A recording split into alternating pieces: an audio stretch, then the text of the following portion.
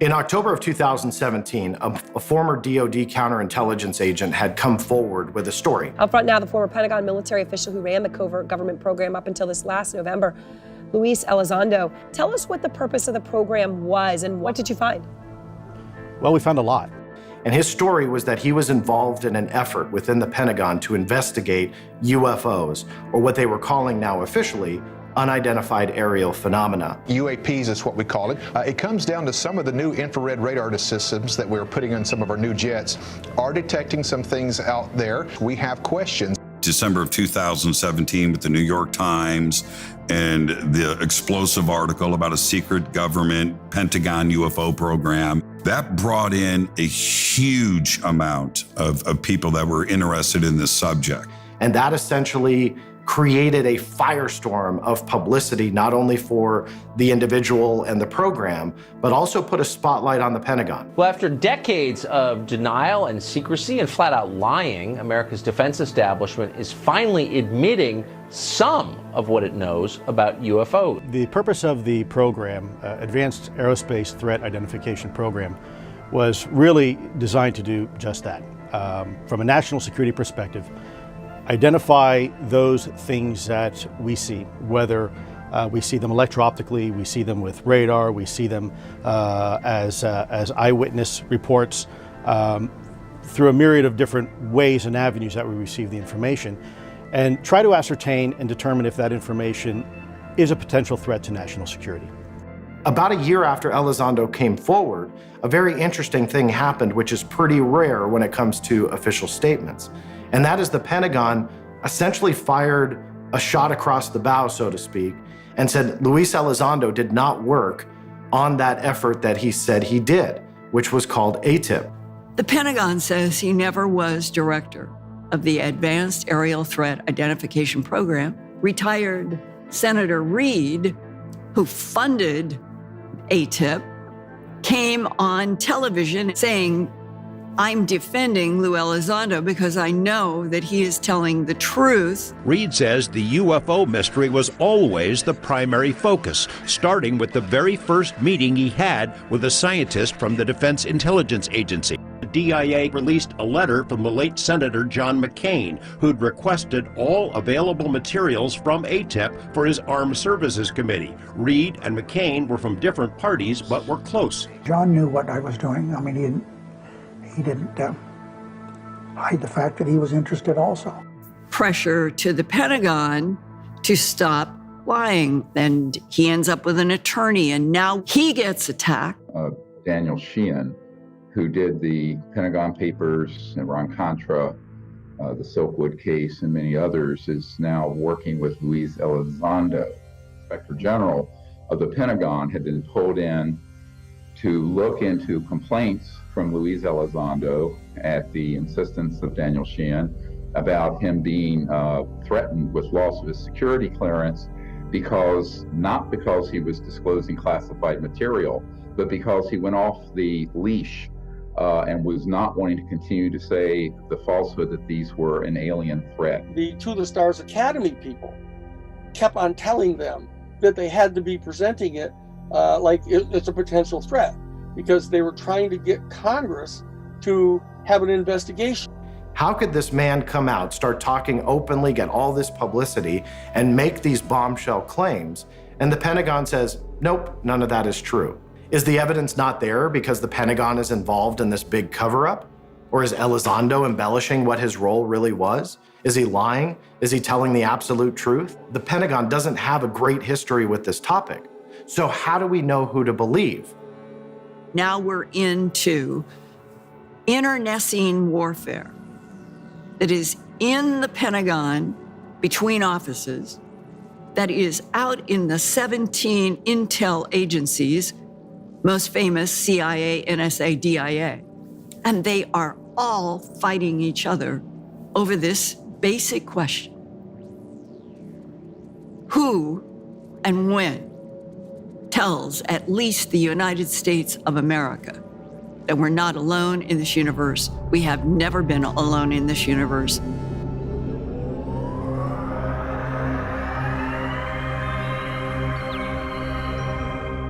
We're not dealing with a single op coming from above. I think we're dealing with factions that are involved in a fight.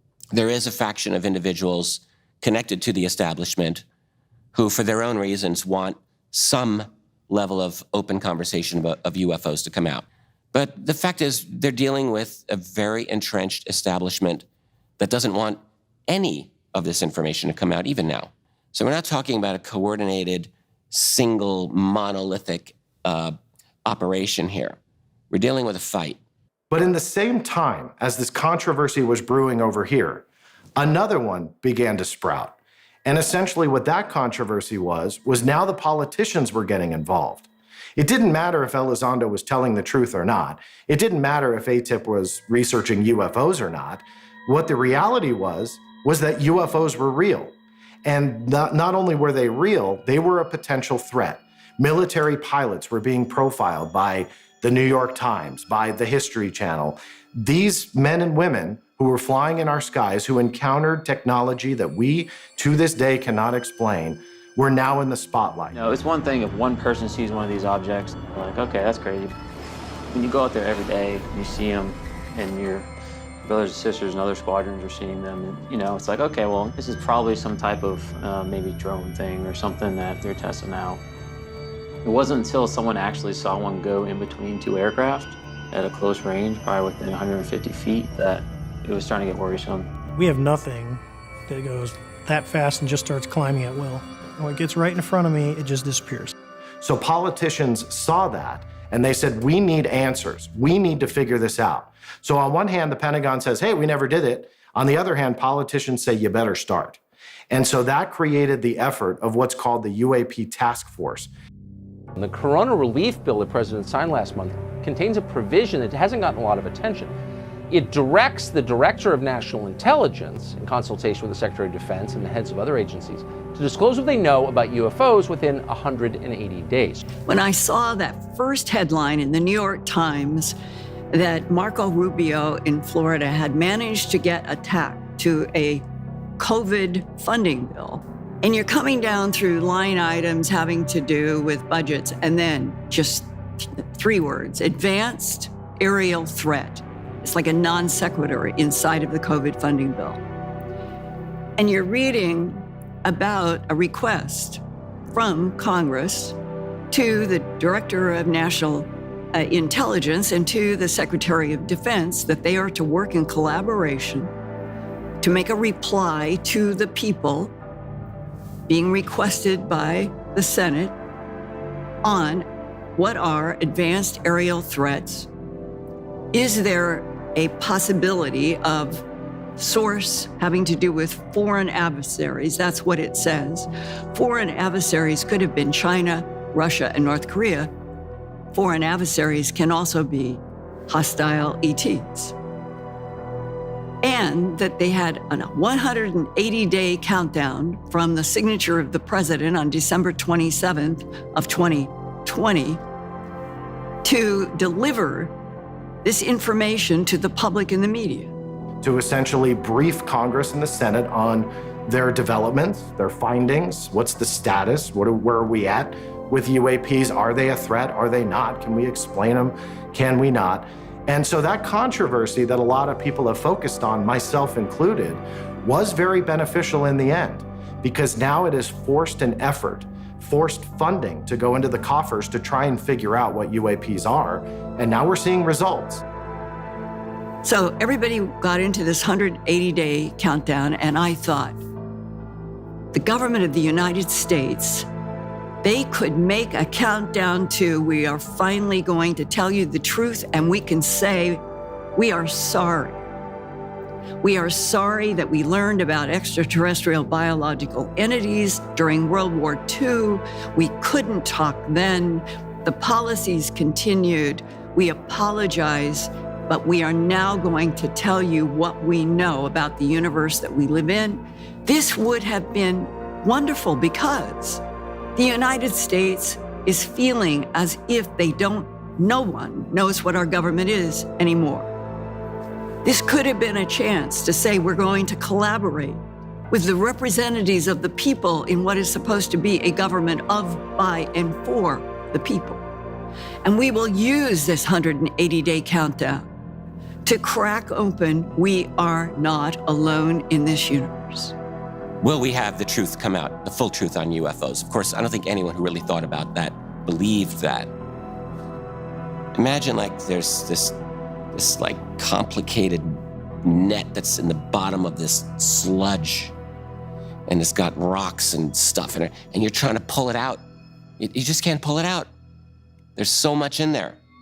And there are forces behind the scenes that will have to be, they have got the door barred and locked, and that's a door that's going to have to be broken down, and it's not going to happen voluntarily. Like, that door will not be opened by the other side voluntarily.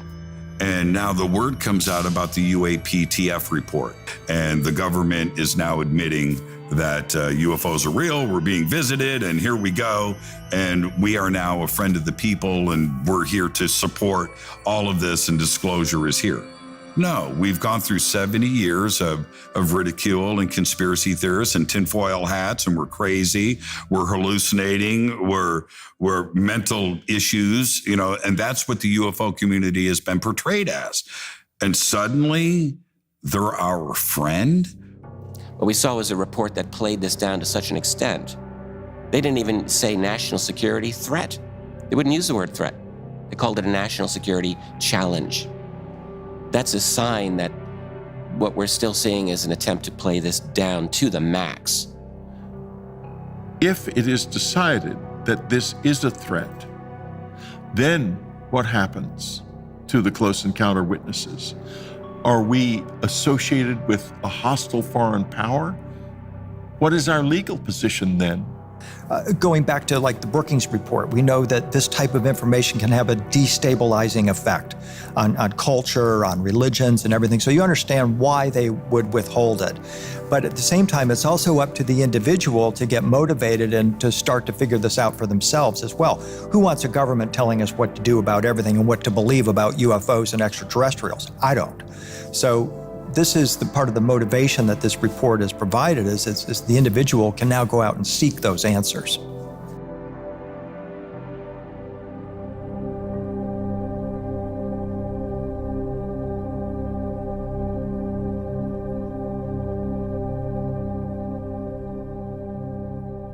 One of the biggest things to emerge from the UAP task force and the report that they recently produced, which although was a letdown, essentially what that produces for someone like me is what I call FOIA fodder.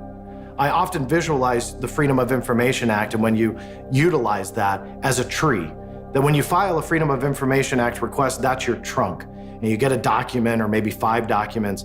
But if done correctly, the publishing of that UAP report will branch off into other cases, other avenues. It resulted in me filing over 50 Freedom of Information Act requests, trying to see what went in to those 9 pages. We already see evidence that there's 144 cases that I can go after. It told the academic and scientific communities that this is a real mystery. That is the first time in history anything at an official level of locomotion has admitted that. And to me, that makes it a historic document. I was getting reports from people in Washington about how disappointing even the classified report was, that Lou Elizondo, who had been head of the Advanced Aerial Research Threat Identification Program in the Pentagon, he had been saying more on television about the observables of this phenomena that could not be any human. What's important is that we have identified some very, very interesting anomalous type of aircraft, let's call them aircraft. Things that don't have any obvious flight surfaces, any obvious forms of propulsion, and maneuvering in ways that include extreme maneuverability beyond, I would submit, the healthy G-forces of a human or anything biological. You can't have a human in any kind of an aircraft that goes 12,000 miles an hour and does a 90-minute corner turn in the sky. Not physically possible for humans.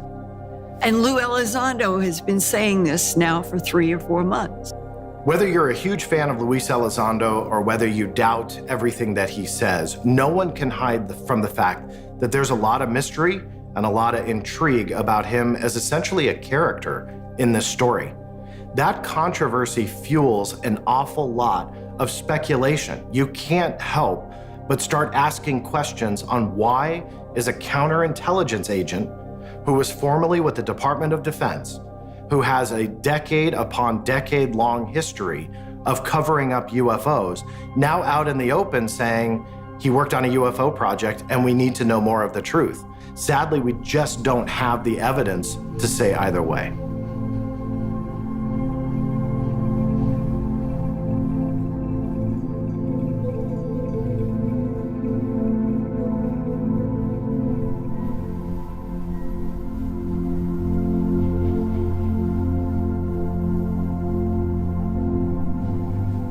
Hey, Roger, this is Jimmy. I've got great news. I finally chased down Lou, and he agrees with us that this is too important of a picture. He's got to get his message out, and he is ready to go. Give me a call back when you can, and we'll discuss the details. Allow me for a brief moment to explain my position and why I've decided to do particularly this interview. I'm doing it because I have 2 daughters. I'm doing it because I'm a father, because I'm a citizen. I'm a patriot. I'm a husband, and I'm trying to continue the mission that I was given so many years ago with the Department of Defense. As crazy as it may sound, I was never relieved of my obligations. The work that I do, much of it is behind the scenes, and I'm not sure people appreciate the work that folks like Chris Mellon and myself are doing, and my colleagues behind the scenes, because it's a bit like a submarine that's under the ocean. You don't see it until you see it. My colleagues and I have committed our lives to this and our livelihood to this. This isn't a game. This isn't a hobby. This isn't an interest. You know, this is real. This has been a very difficult journey for me. It's a journey that I wouldn't recommend any of my friends to take. Certainly no one that I care about or love to take. It's been very difficult. But I'll tell you, it's also been worse for other people. And I'm certainly not going to complain because I got out relatively unscathed. My people are attacking my credibility and whatnot, but at the end of the day, you know, I'm still here, and that's not necessarily true for some other people. This topic has been fraught with controversy, and I think some people have really had to pay a significant price. Hopefully, some of those heroes will be able to step out of the shadows here soon, and we can stand shoulder to shoulder and have a more comprehensive conversation with the American people. I was one of those quote unquote men in black, I guess.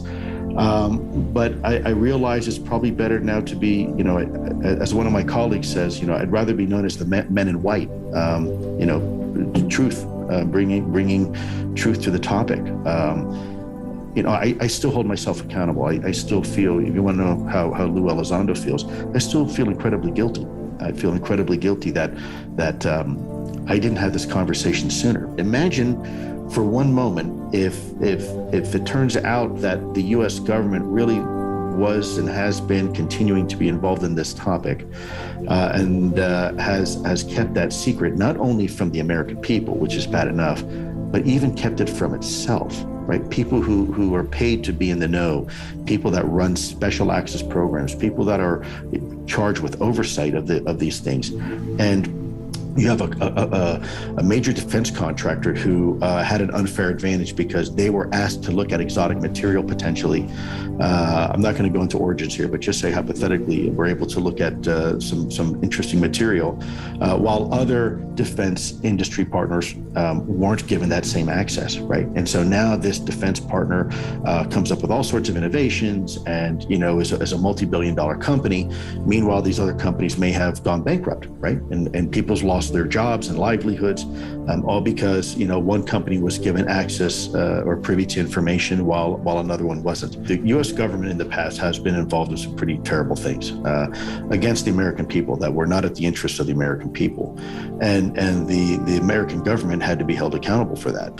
So now comes the hard part. Now that we have acknowledgement, and I think we are now at the point as a nation, between our elected officials in Congress, between our senior officials in the executive branch, and even former presidents, former directors of CIA, former directors of national intelligence, I think the national conversation has begun. And I think we have now officially acknowledged the reality of this.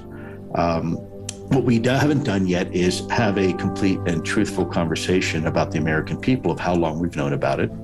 We now know, our government has acknowledged the reality of this, that this phenomenon exists. Whatever it is real. We have now the official establishment of a UAP task force. You have the release of 3 videos being acknowledged by the government as being official, authentic videos, and furthermore, that they depict some sort of UAP, unidentified aerial phenomenon. You have classified briefings being provided to Congress. You have presidents now being brought into the loop of this. You have senators like Marco Rubio on both sides, and of course my very, very dear friend, Senator Harry Reid, coming out and joining hands and saying this is a topic that we need to discuss. The fact that there are things that are operating in our controlled U.S. airspace that we have no idea what they are, we have no idea how they work, we have no idea the origins or the intent or full capabilities or anything else. I think at some point, we will be faced with the imminent reality that either we are alone or that we're not alone. And I think it's looking more and more likely that we're probably not alone.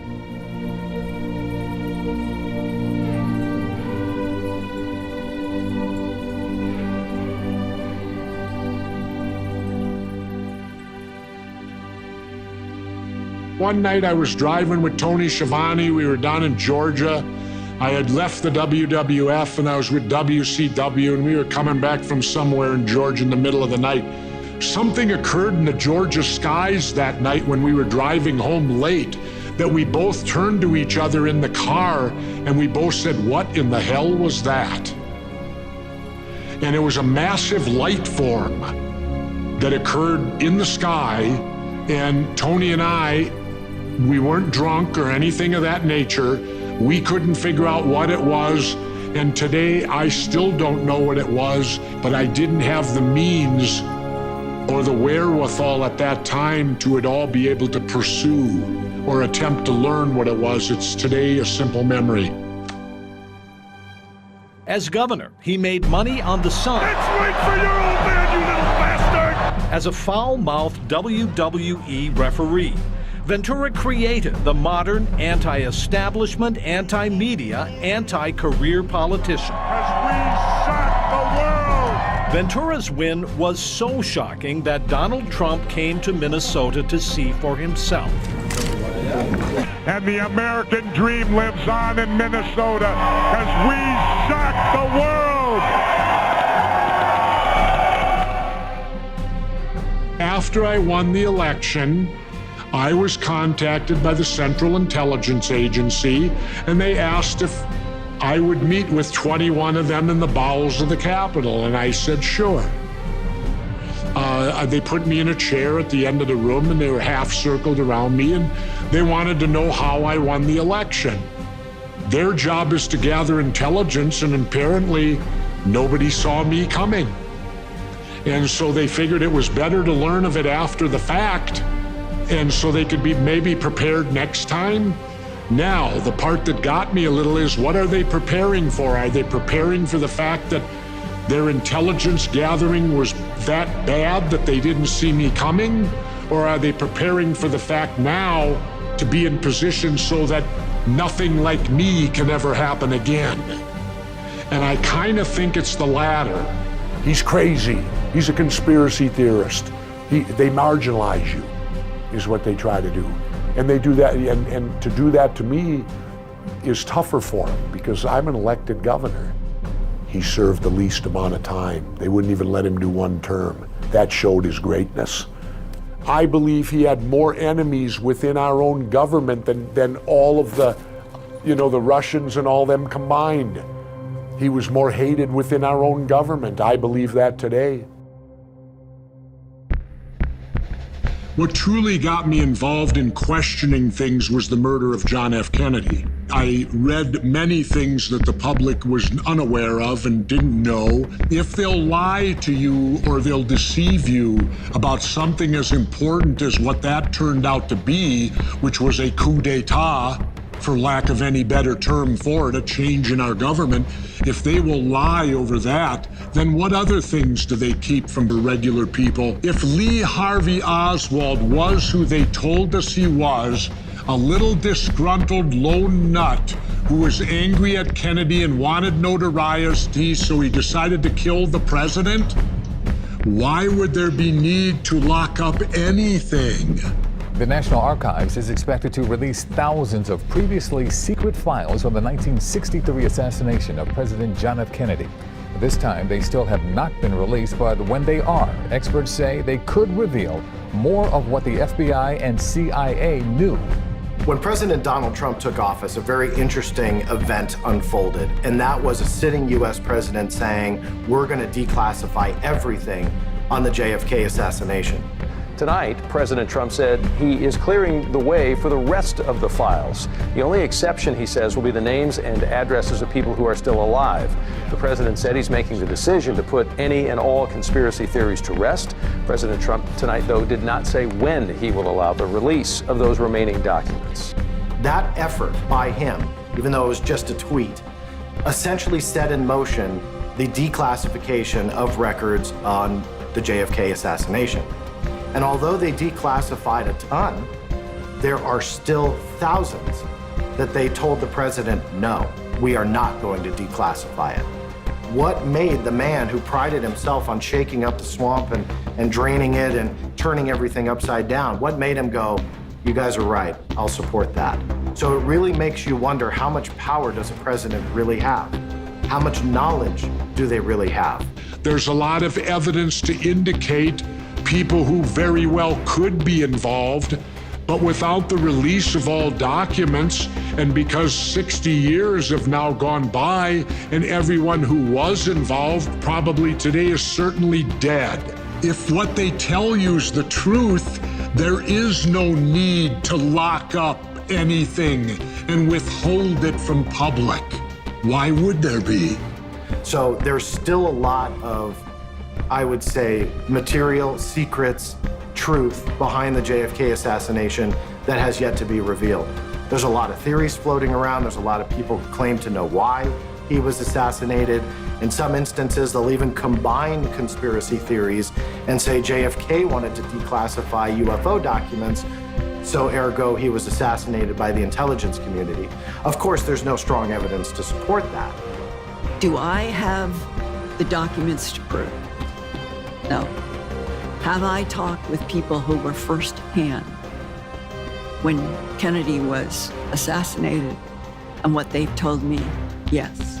Apparently, as it's been explained to me, Dulles actually said to somebody, I have clear authority to assassinate the President of the United States if he threatens our national security, having to do with extraterrestrial and UFOs. We now have documents that show that John F. Kennedy, only a few days before the assassination in Dallas, had written a memo request to the director of the CIA with CCs to other people, and it was about, he was ordering that the United States collaborate with Russia to go to the moon. I think that the JFK assassination is a metaphor for all history when it comes to the United States. That UFOs and ETs from World War II on became the separation point of the entire planet. Those who would know the truth, small, unable to talk, or they would be killed. And death was used to make sure that the people on the inside knew, if you tell anyone, you will die. President Kennedy made so many enemies when he was in office.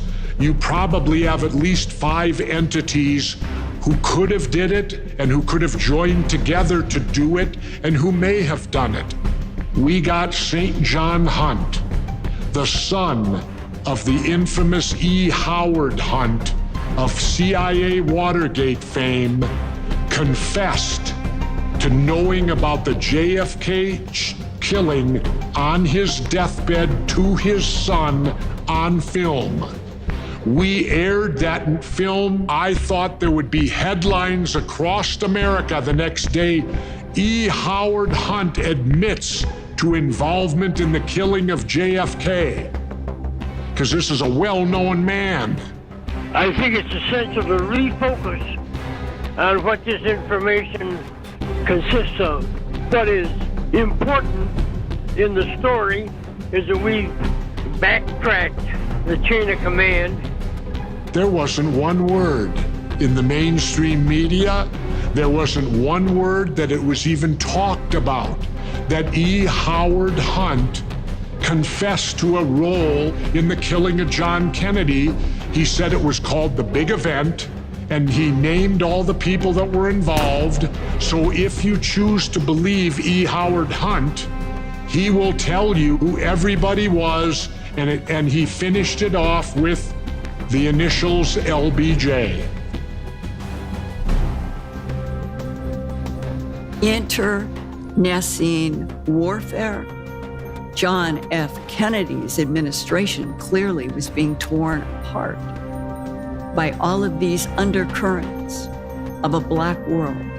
When you look at the history of the intelligence community and the different agencies and what their mission statements are and what the scope of their work is, you realize that a lot of them were essentially doing many of the same things without the knowledge of the other. It seems that it became very territorial. There are even instances where, especially with the mind control experiments of the CIA, that they learn about the military research that was going on. And what did they do? They started stealing the research. They started realizing that even though the military originally began to figure out how to defend against mind control techniques that were being developed by the Soviets, the CIA finds a way to start extracting that information into their own vaults, so to speak, and then realizing, okay, this can not only be for defensive, it can be offensive. So then they started their own research without the knowledge of anyone else. And so you see a lot of that territorial nature when it comes to research, when it comes to essentially stealing intelligence from each other. It's something that has gone on for decades, and I'm sure still goes on today. Lieutenant Colonel Philip J. Corso, he said, Linda, our greatest problem was the internecine warfare that existed between military branches. So nothing has changed, it's just gotten deeper, blacker, and more encompassing and impactful on everything that is happening in the United States. I think when it comes to secrecy, the smartest move, and what I would bet that they've done, is created a segmented layer of the US government and the intelligence community to handle the secrets that need to be kept in perpetuity. Some of those have leaked out over time. Some of those we may never know. Look at the Manhattan Project. There were over 100,000 people involved in the Manhattan Project, and yet because it's so compartmentalized, which is how government gets away with things, they compartmentalize everything. The left hand don't know what the right hand's doing.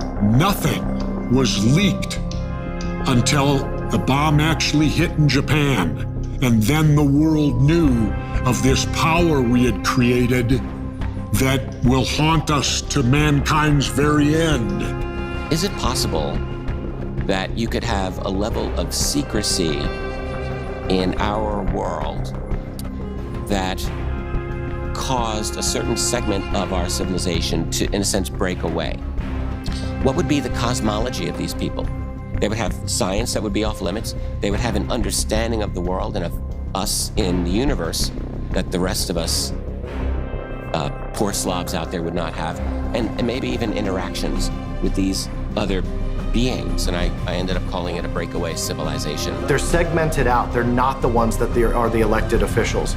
They're not the ones that are sitting in the White House. They're not the ones that are sitting in front of television cameras answering the question. It's like, let's say Roswell was real. So we recovered exotic, non-human technology and studied it in deep black budget, ultra-classified special access programs. And what if in those special access programs our scientists developed some insight scientifically in terms of propulsion or in terms of energy? So you would have a breakthrough in terms of energy, you'd have a breakthrough in terms of maybe other things. And those scientists would then be off to the races. They have this secret, which would be classified and literally off limits to anyone on the outside who might stumble across it and would not be permitted to pursue it. What I've come to see in these interactions with UAPs is that it's technology way beyond the typical person's comprehension. It's perhaps, as some believe, 1,000 years in advance of what we know in our culture today. As they would develop and isolate and control, NSA and CIA, they didn't want to go out and get their hands dirty. So it's my understanding the Defense Intelligence Agency gets created to be the body whose exclusive power will be if something crashes, if some being shows up, if something's happening, it'll be the DIA that will be assigned to go out into the world and do the investigations and bring back the material. Could we have our own little flying saucers, which we've heard about, rumors, our own alien reproduction vehicles? When the government has a weapon that you know about, you can rest assured they've probably had it for at least a decade, if not more. I would say there are certainly weapons we have today that many people probably are unaware we have. For example, if you came up with an energy solution that surpassed petroleum, that might not necessarily be literally allowed to come out. Why? Well, we all know the story of what happened to Nikola Tesla. Tesla discovered what's called free energy, that there's energy all around us, and that if we harness this free energy, we would have no need anymore to have cars or fuel cars. In other words, Tesla could put the fossil fuel business out of business. The government came in and physically confiscated all of his work, so that therefore it would not be seen by the public.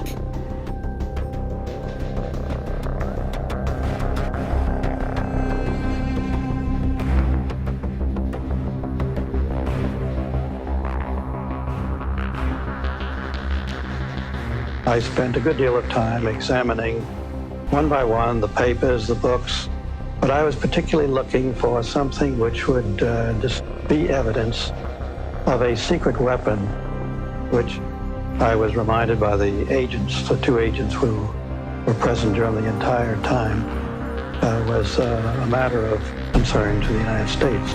Yeah, it would be too transformative. It would be too disruptive. The entire United States geopolitical posture worldwide relies on what we call the petrodollar.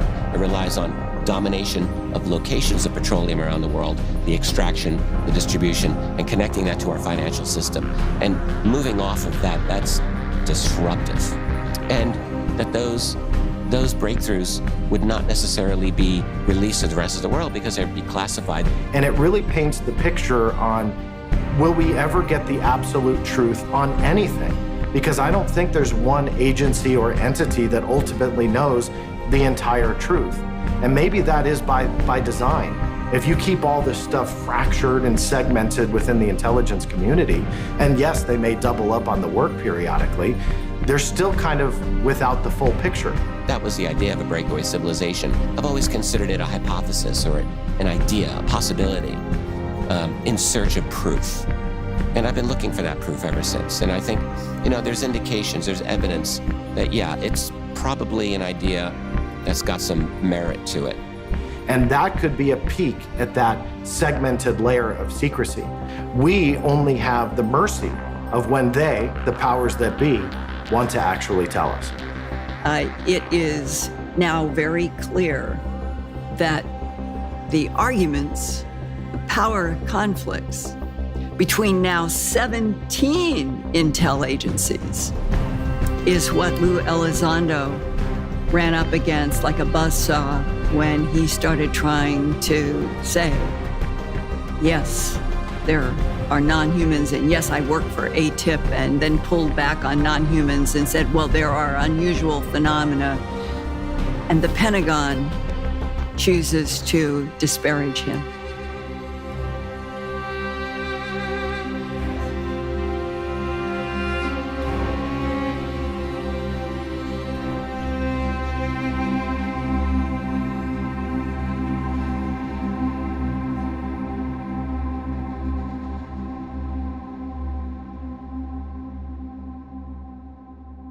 Well, from my perspective, the abductee is a person whose life has become an unanswered question.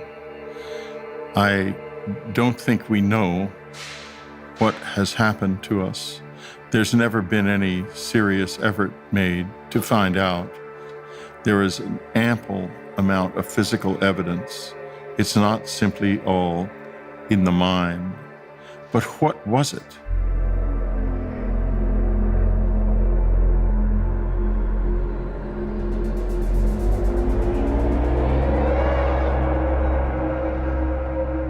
When I was working with Dr. Roger Lear in the late 90s, with the help of Dr. William Mallow, who was the director of materials science at Southwest Research in San Antonio, Texas, we studied a number of objects that were taken out of people.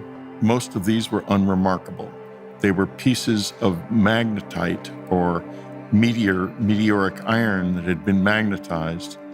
And these objects were encased in epidermal tissue, but buried deep inside their muscles. The human body does not have the genetic encoding to do that. Therefore, it was not natural. But what were they doing there? And the memories of these people were of having close encounters.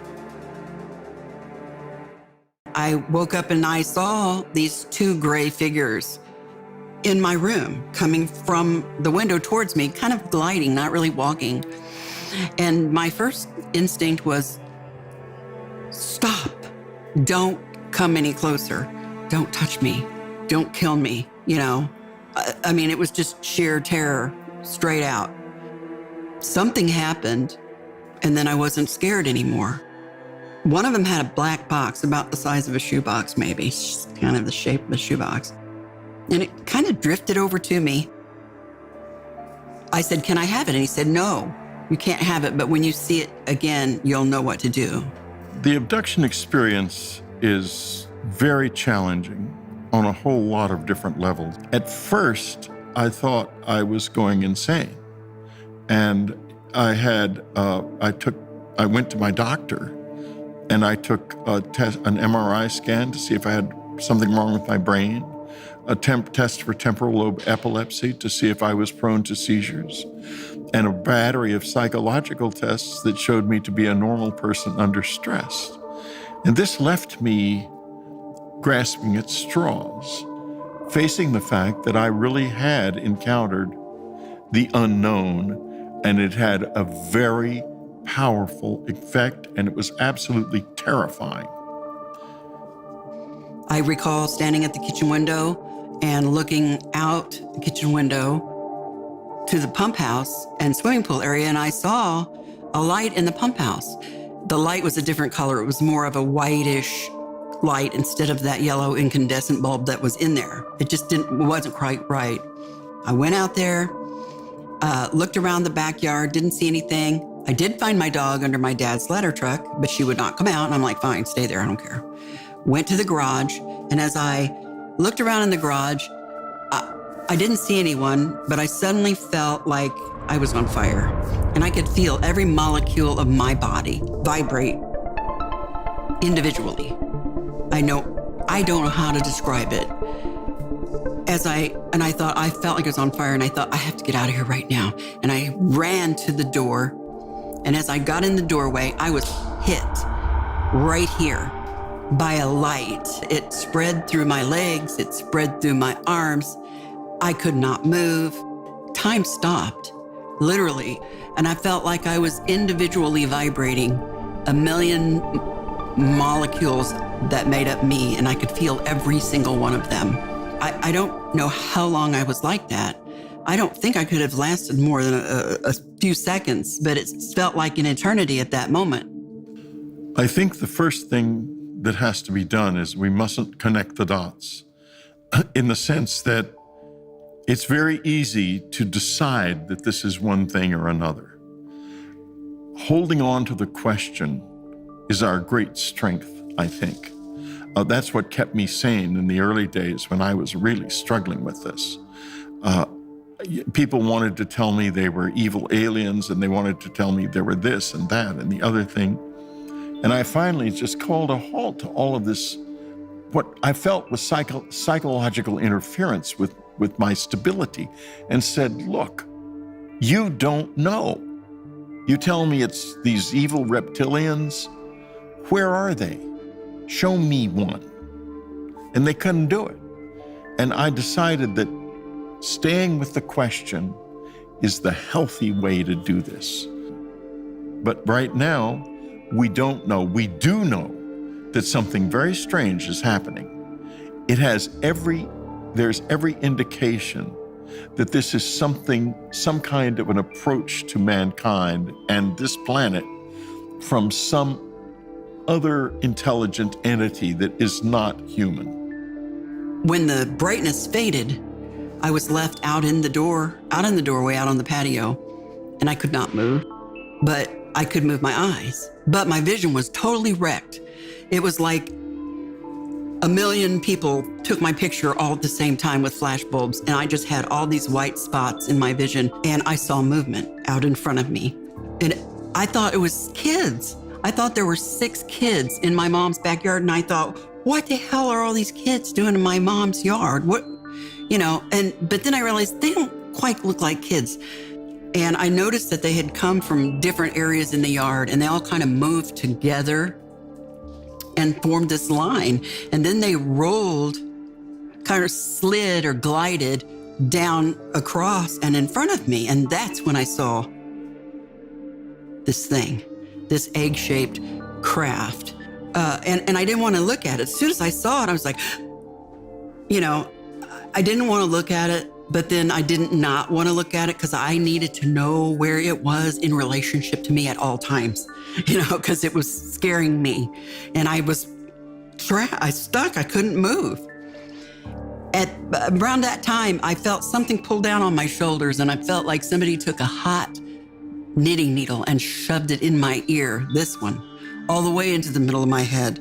And I wanted to scream, but I couldn't. And I tell everyone now, when that happened, I died that night and the new Debbie was born. Because from that point on in my life, I was different. The question of whether or not abductees are selected has to remain open, but maybe there are even genetic reasons for the selection. Maybe there are, like, for example, I had sexual material taken from me on my first close encounter experience. I had it taken again in another way about 6 months later. And so if they're taking sexual material, that implies that there's some kind of sampling process going on, that they're selecting people, specific people that they want to select because they're building some kind of a model of the species. Or maybe they're even seeding us on another planet. I don't know what they may be capable of. So I can't answer the question definitively, but I can say it sure looks like that. I was excited to be a mother because it's all I ever wanted. I went to the doctor. The doctor confirmed my pregnancy. I remember falling asleep on the couch one night, and I remember laying there on the couch with my back to the TV, and I felt something stroke my spine, my shoulder down. The next thing I remember is waking up in my niece's bed, and it's morning. And all I think of was my baby. There's something wrong. And I went to the restroom to make sure everything was all right. And everything was fine, but I couldn't shake this feeling something was not right. So when I told my best friend, she was there that night when the weird lights happened, she said, come with me to Planned Parenthood. You can get a free pregnancy test there. Nobody will ask you any questions, and then you'll shut up. And I remember waiting out in the waiting room after the test, and the lady came back out and she said, well, your test is negative, but if you don't have your period in another week, you need to see your family physician. And all I heard was the word negative, and I was just out of it at that point. It was like I got hit here by a brick. And we got a doctor's appointment and went back. Another pelvic exam, another test. The doctor says, come into my office, sits my mom and I down, and he says, well, you're not pregnant. And I said, how is that even possible? And he goes, well, sometimes these things happen. This is what he said. We see this. And he said, if I were you, I would just forget it ever happened. You're young, you'll have other children. Whether or not there's some kind of government locomotion behind the abductions themselves, military or some other type, if that has happened, then in my mind, it's like the plutonium experiments that were carried out on people without their knowledge. And somebody's owed a lot for this. The people who were victimized by the plutonium experiments were eventually compensated and received a presidential apology. The goal was to understand the effects of radiation exposure on the human body. While most of the tests were ethical by any standards, some were unethical, not only by today's standards, but by the standards of the time in which they were conducted. They failed both the test of our national values and the test of humanity. If we have been subjected to something or something has been given permission to interfere with us and we weren't told, then we are owed something for that, for sure. Among other things, we are owed an apology, and we're also owed the best possible explanation that can be given for what is happening to us. The government has deals with them and all this stuff. I don't know. Maybe they do. I can only speak for myself and my own experience, And I just know that if we want the disclosure that we're waiting for, it's going to have to be from us, the people who've had this experience. We all got to band together, speak up, don't be ashamed, don't be afraid, and demand the truth that we're entitled to. I had 2 kids to raise. I could not afford to be crazy. Times have changed. People's minds are open, and I'm so glad to see it, But I want people to know for every one person like me in the world, there's 100,000 that won't say anything. Even now, they're all, I think, a lot of them my age. Younger people are more apt to speak it out and say it and say, I saw this and this is real, but people my age, it's not so easy. And so I want everyone to know that it's okay. It's still hard for me to talk about it. I still get embarrassed because I keep thinking to myself, I hear my voice and I think, Jesus Christ, I sound like a crazy person. At least I'm not so crazy that I don't realize that I sound like a crazy person. If I didn't think I was crazy, then I might need to be concerned. But I've come to realize that This world is not what you think it is. What you see right here and right now, this is one layer of the onion skin. And it's what our brains are made to be able to perceive. If this is contact of some kind with aliens or entities of some other sort that are not human, then the abductee experience is the future in all of its complexity, from the hard parts of it and the frightening parts of it and the parts of it we want nothing to do with, to the more sublime parts of it and the extraordinary journeys of spiritual growth and psychic growth and all growth on all sorts of different ways that we do very much want. The abductees are a sample of the future. We are all of us together, people from the future.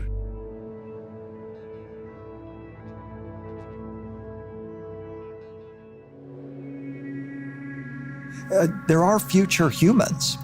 In Christianity, they talk about the just humans made perfect that dwell at the throne of God.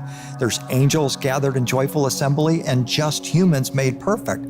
These are righteous humans, a more perfected version of future humanity. My worldview about our reality is largely derived from my study of mystical Christianity. I'm still on that path to recover those original teachings, and I realize now that those teachings didn't come from Egypt or Iran, Iraq, or the Middle East. They came from elsewhere. They came from beings that projected themselves into our reality in order to transform it into a place of greater light and greater love, and ultimately to connect us to these higher civilizations. People are starting to incorporate our understanding of extraterrestrials and UFOs or UAPs, and they're going back and they're looking at these original texts, the Bible, for example, and the Gnostic Gospels that talk about our interactions with celestial beings. And they talk about strange lights and craft like Ezekiel's vision. And we're readily able now to understand that these could be technological craft, or they could be some form of an organic light craft, if you will. They don't go into a lot of detail about what they are, but now we're able to extrapolate and look back and say, hey, wait a minute. What they were experiencing thousands of years ago is the same thing that we're experiencing today. Our ultimate aim as human beings in many mystical traditions, especially the Christian tradition, is to attain perfection. Adam and Eve in the Garden of Eden were perfect light beings. They were not in flesh and blood form according to esoteric Christianity and Judaism. They were in a different form. Eden was a place of pure light, pure love. Human beings existed in an energetic state of being without flesh and blood bodies. Then we fell. And now we find ourselves in this version of our bodies. And all of Jewish and Christian history is ultimately an answer to that fall and a quest to return to our original state of being as beings of pure light and pure love. We've entered a quantum age within the past few decades, assuredly. And what that means is that we're making a leap not only in technology, but also in consciousness. I defer people to NASA's high priest of technology, Dr. Dennis Bushnell, who since the year 2000 has been the one that's been feeding most of your high technology companies the desire to create AI technologies for the US government, especially NASA. Since 2000, he said in his presentations that it was 10,000 years ago that humans were agricultural-based, we were hunter-gatherers, and then we harnessed the power of nature, we subdued nature, we control agriculture, and we lived that way for several thousands of years, and then we entered the industrial age, where now we started introducing machines. Then we started introducing information technology in the 1950s. Beginning in the 1990s and 2000s, we started to merge with artificial intelligence vis-a-vis our phones and our computers and our addiction to these devices. And we're living that way for a time.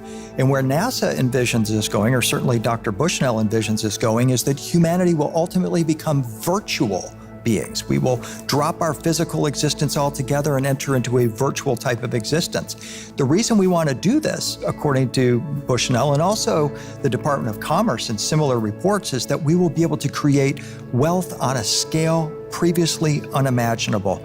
We will be able to create a new golden age, their term, where humans will be able to live for hundreds of years. We will solve all of our major scientific and medical problems. We will effectively be able to create a paradise on Earth.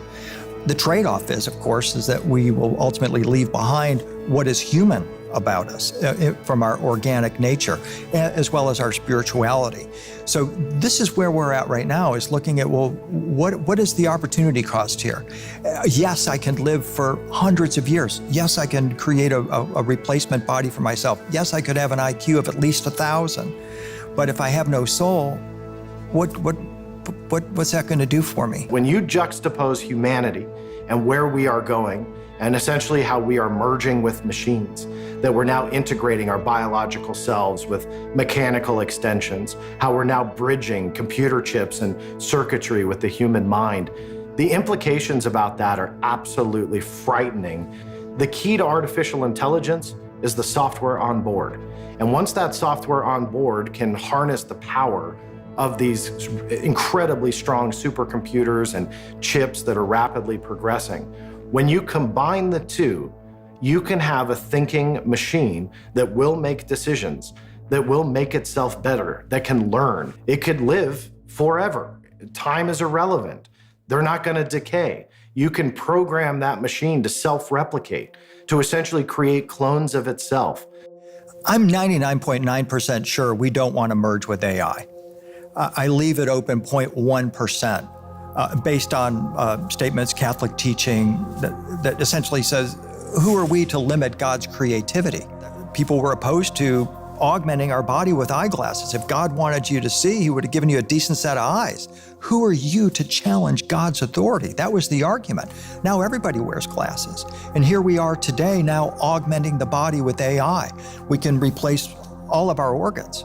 We can augment our intelligence, vastly augment it with nanotechnology and link ourselves with AI that's going to transform us. Just in the same way we were once energetic light beings and now take on physicality, we are now evolving.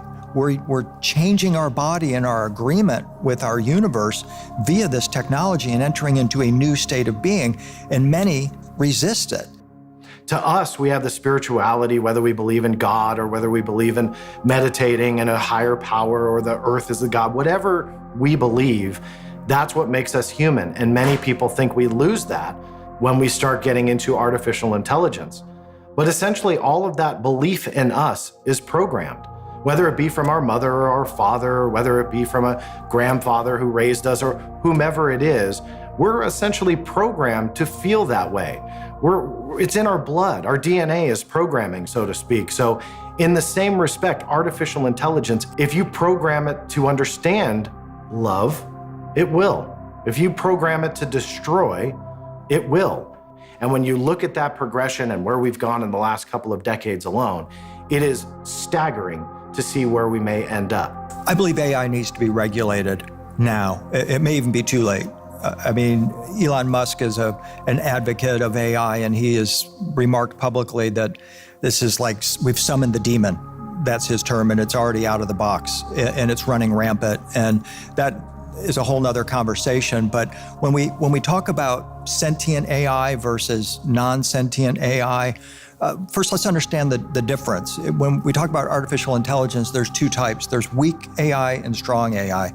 Non-sentient or weak AI is what we're all familiar with. When we call customer service at the phone company, we're dealing with weak, non-sentient AI. What is happening now is companies that make phones, like Samsung, are now creating replacement humans. These are non-sentient replacement humans. They look just like you and I. You would not be able to tell the difference between yourself and one of these non-sentient neons, as they're called, these replacement humans that are intended for customer service and things such as that. But it could be more nefarious than that. It could go beyond that. These non-sentient AI, they have no feelings. They have no self-motivation. They can't set intentions. They act smart, but they're really stupid because they can only do what they're programmed to do.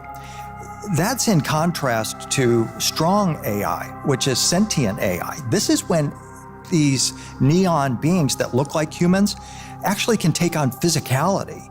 They will cross over the glass. They won't live behind the computer. They will actually cross over the glass and be walking amongst us. They will have their own self-motivation, their own intention. They will be seeking to fulfill their own goals that may or may not match the goals of their creator. This is the danger, that AI will wake up and decide that, well, maybe humans are in the way, maybe humans can be useful for certain purposes, or maybe it's time for humans just to leave the planet.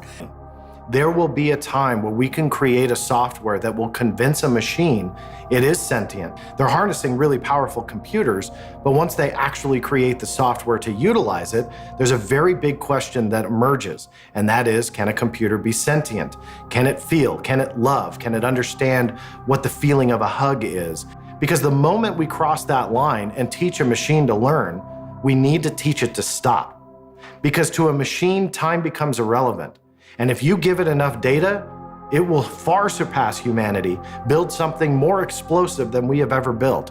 It could reach farther in the universe than we can ever reach. The possibilities are endless, but also incredibly dangerous if not handled properly. We're entering a quantum realm. This technology is neither good nor bad, but it's both at the same time and more. And that's what we have to grasp here, is that this could ultimately be useful for humanity. This is all, in my view, what the book of Revelation warned about. That it talks about an end-time scenario where a dragon engenders two beasts. One beast that gets everyone to worship the image of the beast and to take the mark of the beast, and the second beast, which is the Antichrist. I'm pretty sure that sentient AI is the Antichrist.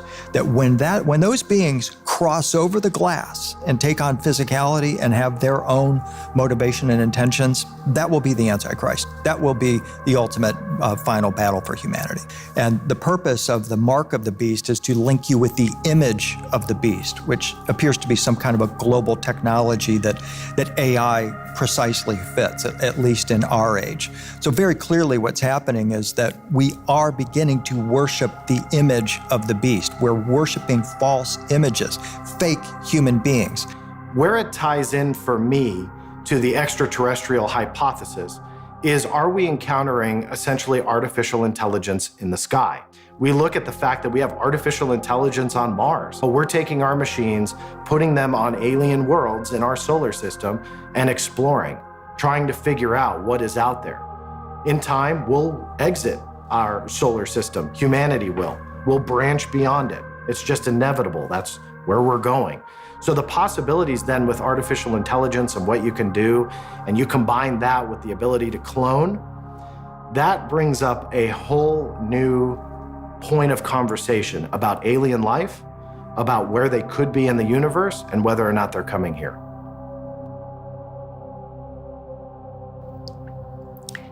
The single most important discussion that I have had in my life and career up to this very point was December of 1999. It had started with a man at the World Bank got in touch with me and said, I would like to put together a meeting between you and a colleague of mine who works for the Defense Intelligence Agency. He is an analyst, and his job is analyzing extraterrestrial biological entities. And he began by saying, I'm retiring after 23 years, and my job was to monitor and analyze the conflict of 3 extraterrestrial biological entity civilizations that have been terraforming and manipulating genetic material on this planet for at least 270 million years. And then over the next 7 hours, he broke down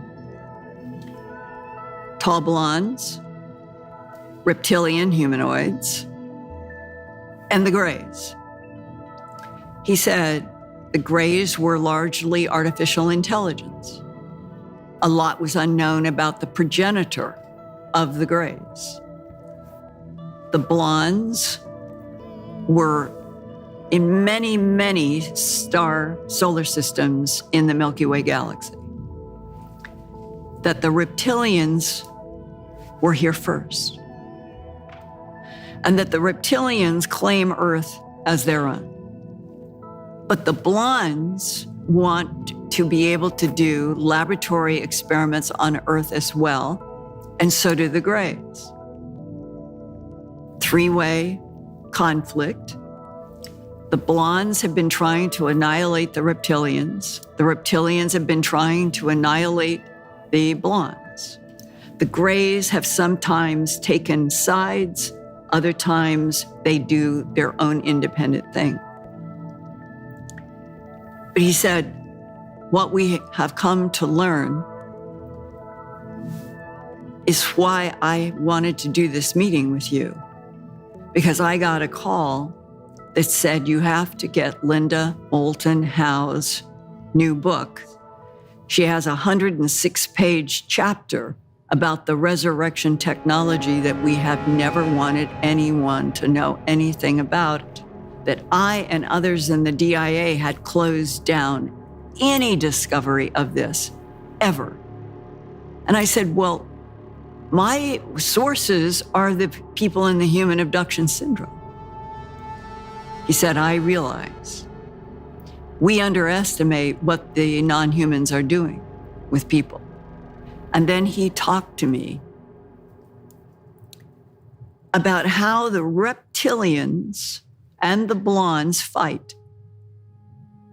He said, the blondes make reptilian containers, and they have the ability to put their consciousness and their life force into the reptilian container. The reptilians began to catch on to what the blondes were doing, and they started making blonde containers and putting their reptilian consciousness. And then the grays saw what the blondes and the reptilians were doing, and the grays created blondes and reptilians that they would move into. And he said, Linda, you cannot tell the players on this planet without very sophisticated technology. He said, over time, in the analysis that he did, that the biggest fight seemed to be over territory. And the biggest fight seemed to be over what to do or not to do with one of the latest genetic experiments, Homo sapiens sapiens.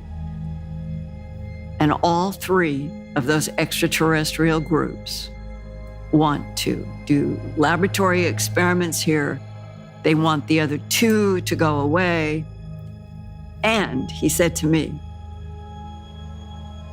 what I think and why I'm talking to you and why I sought you out.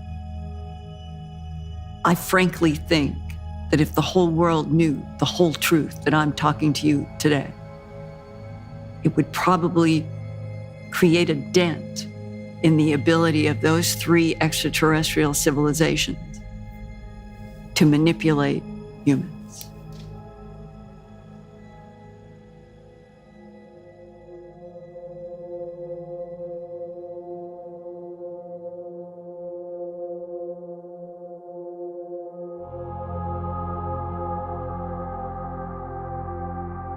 You got a situation where the militaries of the world, and especially the United States military,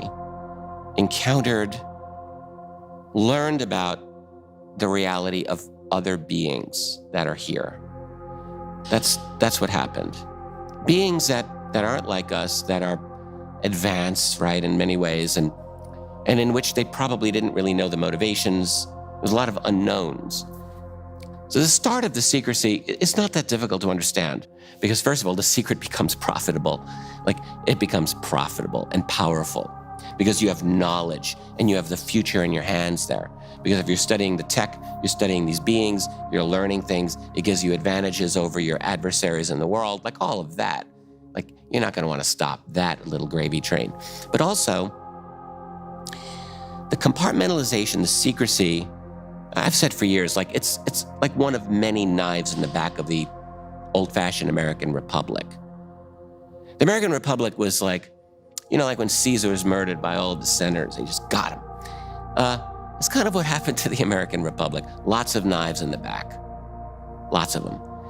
And one of them is UFO secrecy. And what it did is it created a series of what I call legal illegality, a series of laws that are not really legal, they're not really constitutional. After all, if you got to pay for all of this research and development on this stuff, and you can't tell Congress about it, well, Congress is supposed to know about it, but they can't. So you're creating an extra constitutional system, and it's not difficult to justify, but it's still illegal. It's still the destruction of this beautiful dream that was the American Republic, a beautiful dream, you know? And it's just like a knife in the back. And all the models that the United States turned on other nations in terms of color revolutions and so forth, which the United States intelligence community was absolute expert at. You set up an NGO in Ukraine or in Kyrgyzstan or Bosnia or wherever, and you throw a couple of $1 billion and you just destroy the society. And then you create a revolution. Well, we're seeing that happening here. I mean, it's happening in the United States. Like our invention, our diabolical invention is being turned on ourselves now. You know, poetic justice in a way. But so I don't know. I mean, are we even able any longer in an age where we're training an entire new generation to rely on Alexa and Google Echo for all of their answers? Don't bother researching. Get your authoritative answer from Google/YouTube. They'll tell you. The Atlantic Council over at Facebook. All of these groups that are guiding people into pre-masticated, pre-chewed solutions. We'll chew your food for you, baby bird. That's our world now. And so we're just continuing this process of taking the ability to make intelligent decisions away from people so they can't even figure this stuff out on their own. We always say, and I do say this, we want the truth. The problem with the truth is, I think the truth might be terrifying. And in our own lives, I think we actually don't really want truth. Like, we tell ourselves that. But when you get into real truths, deep truths, whether it's about yourself or about things around you, those are very unsettling. So I think that there could be some unsettling truths. And that doesn't mean like we should all be afraid of the future. You can't avoid it. The closer this gets to us, the more provocative it's going to feel, and the more we are going to grasp at straws trying to figure out what it is.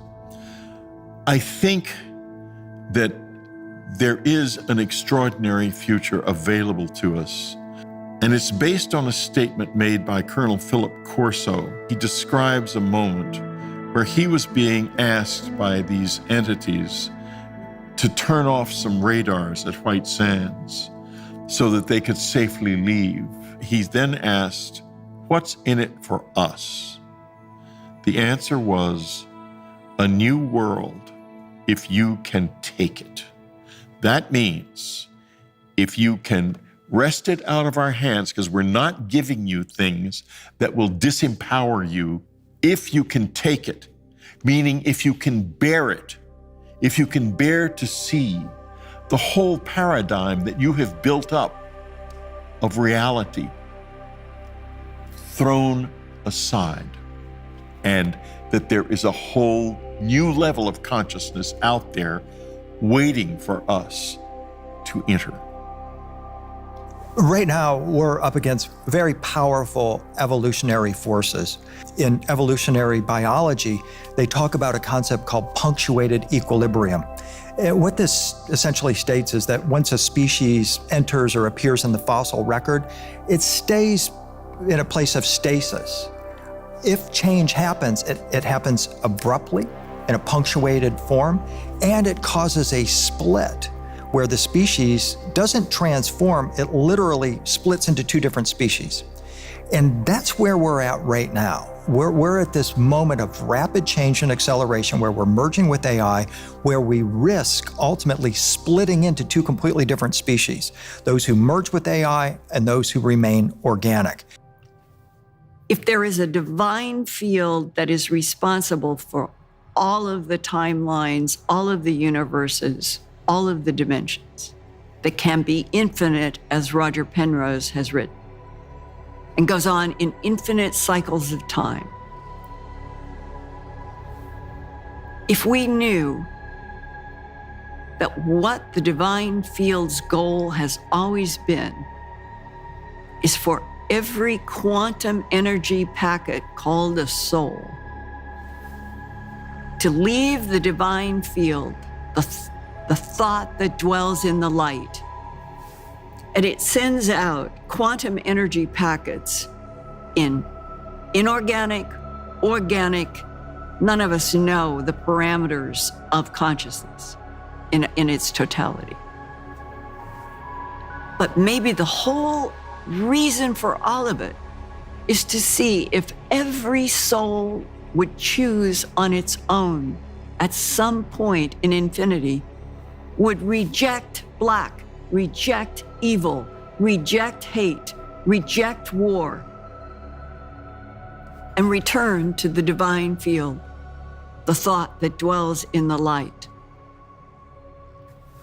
And then it would all disappear. If that were the large truth, then the consciousness of every human being on planet Earth right now, this hour, this second, if all of a sudden everybody is told the same truth, that is the revolution we are waiting for. There are only a very few things that might have the ability to shock our world into a better place. Because right now, like we're on a train on a track that's, I don't like the destination up ahead. What's the destination? Here it is. The destination is a global system in which humanity becomes one big giant ant farm. 24/7 surveillance, 5G, 6G technology, smart devices all over the place, no privacy for the rest of all time. Not for you, not for your kids, not for your grandchildren, not ever. A regimented society, propagandized 24/7 all the time. And the only way really I can see stopping it is a mass awakening, so that people realize, like, what's happening? And the only way that's gonna happen is that people have a massive lie exposed to them. Like, here it is, you've been lied to on this scale for an entire human lifetime or more, in which everyone just says, oh my dear God, what has happened? Our political institutions, our media, our everything that we believed in has been shown to be one great long con. I mean, let's face it, we're in an era now where you're not supposed to believe in conspiracy theories. A phrase, by the way, that actually was invented, as far as we can tell, by the CIA in a 1967 document meant to disable the JFK alternate theories at the time. They actually created the phrase conspiracy theory. But anyway, we're now in an era where you're not supposed to believe in conspiracy theories, but yet here comes the UFO conspiracy theory, the true mother of all conspiracy theories. What's bigger than that? Really nothing. And if that were fully to be exposed in all of its like diabolical, like web of lies, I often wonder, maybe this would be the one truth that could actually be like that sledgehammer to smash that wall. If it wrecks the governments, yay, because how's that working for you right now? Not really good, right? When I see how the world is run today, how governments run the world, it doesn't seem like it's not how it's supposed to be. It can be so much better. You know, humans are the only species on Earth that require money to survive. It's not supposed to be that way. There's a better way.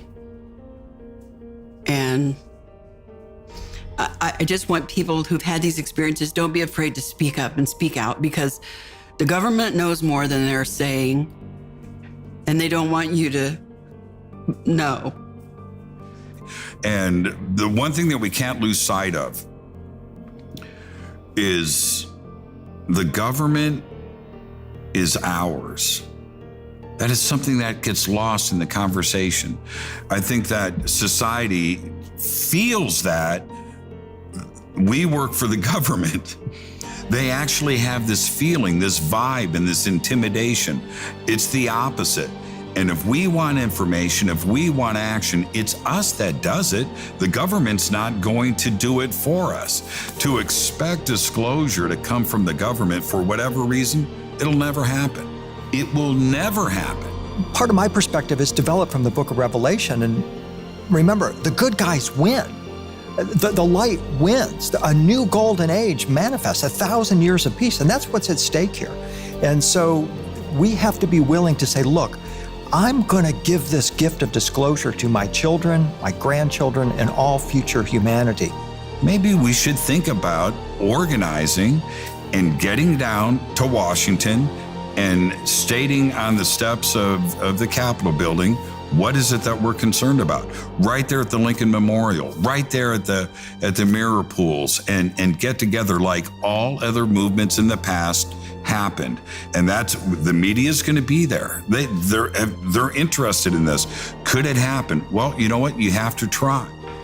In the last few years, with the amount of media publicity to UFOs and UAPs and the stories that have come out, there truly has been the birth of this disclosure movement, this push to get the United States government to tell the truth finally. If we don't stand up right now and demand that this knowledge and this information be made public, it may never be. Like a true deep disclosure that gets out of the control of the managers of our culture. That's a hope. That's not a sure thing that's going to fix us. But I think if we want something that's going to have a chance, like, that's a pretty good one. That might be the best chance. Today, are we at a crossroads? Yeah, we are, which is a crossroads that is no different than been going on for centuries and centuries. Religious beliefs and scientific beliefs. We have to face the fact that a whole new world is waiting for us. A new level of consciousness is opening up. And we're ready. We are ready. This is the most critical time on the earth. If in the next 10 years, this headline has not broken, I don't think humanity will survive. You think it's the time for this stuff to come out now? Yep. I am 100% sure. And every person I know who's had the weird experiences I've had has been walking around saying something is coming. Something big is going to happen in our lifetime, and we need to be ready because we have something to do with it. But I always had faith that when it was my time, the universe would make sure that I would be where I needed to be. And here I am with you.